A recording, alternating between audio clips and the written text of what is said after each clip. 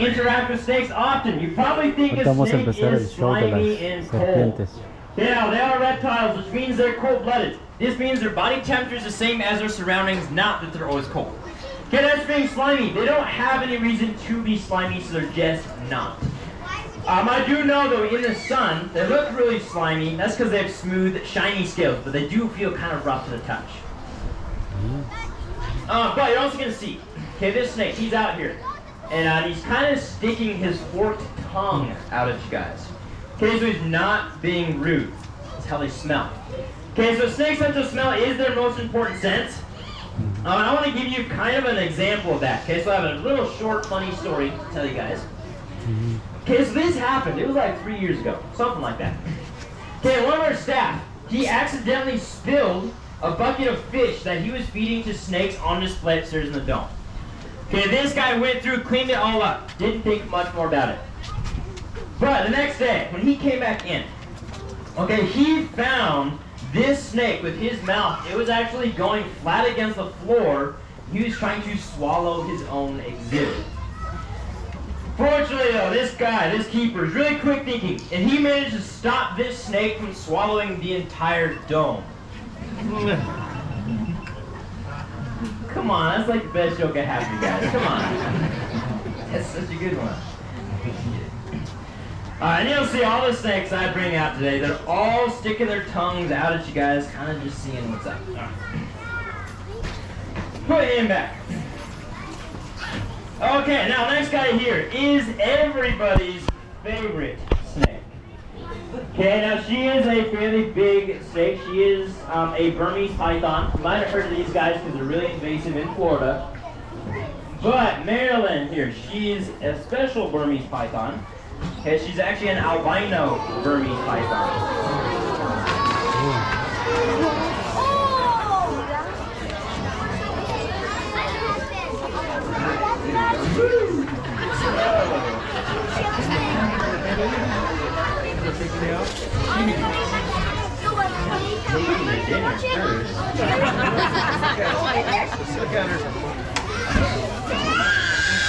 So, Marilyn here, you can tell she is a really big snake. Now, this is actually a small Burmese python. You know, usually these guys range like 15 feet and weigh 150 pounds. So they are really big snakes, but they're not the world's largest snake. Okay, now I'm sure you've all heard of the anaconda.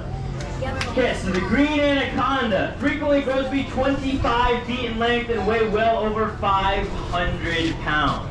Okay, they're massive, massive snakes. We have one in the dome that's about 170 pounds. Okay, so she's tiny. She can triple in size. They just get massive. But back to these guys. Okay, non-venomous, and they use constriction to kill their prey. I don't know why she's so friendly today. What was I talking about? Constriction. Okay, so constriction, you know, it's not really what most people think it is. I know in movies, it's like this bone-shattering, gut-curdling thing where the eyeballs are popping out of the socket, all that kind of stuff. It's not even close to that. Oh, it is. This snake squeezes so hard, the animal has a rapid drop in blood pressure and dies of like a heart attack or cardiac arrest. Okay, so it's not what you see in movies like Anaconda. And most of you have seen that movie, right? It's hilarious. It really is. But yeah, so another kind of cool fact about these guys is Marilyn has about 300 teeth. And other teeth are also shaped like fish hooks. So you can imagine this guy reaches out, bites an animal, locks them in so they can't escape. But this also means they're flimsy and snakes can't chew their food. Okay, so snakes swallow their prey whole. This is not a problem because they don't have a chin. So the only limit to how wide she can open her mouth is how far her skin can stretch. Okay, now as you can tell, snake skin is very elastic. This is me barely pulling on her skin here. Usually that means they can swallow something 2 or 3 times their own diameter. Okay, including all the kids in the front row. It's like their favorite snack.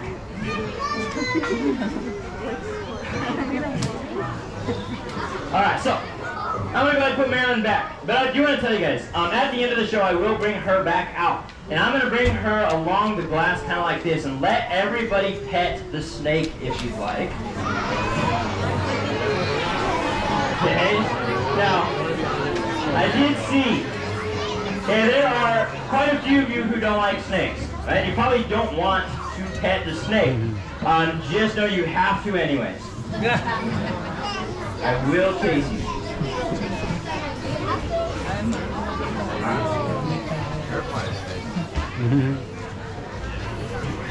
Put him back. Alright, so next guy here.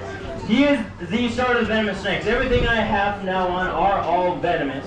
I do want to tell you guys that we do not defang or degland any of our snakes here. They're all completely venomous. And with that, okay, there are so many different kinds of venomous snakes, it would take me forever to explain them all. And so we break them up into 3 types. Okay, rear fang snakes, vipers, and elapids.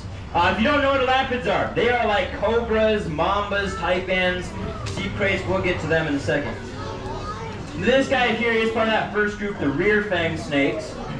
Okay, he's called the mangrove snake. There he is.